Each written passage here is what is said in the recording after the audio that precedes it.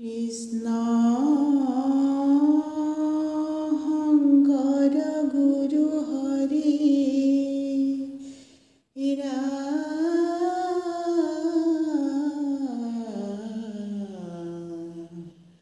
হৰি ৰাম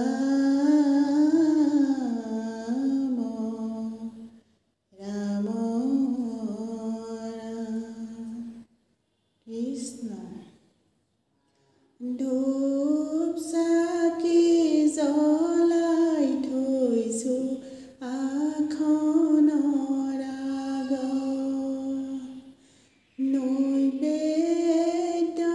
সজাই থৈছো আগলি পাতত আহা আহা নাৰায়ণ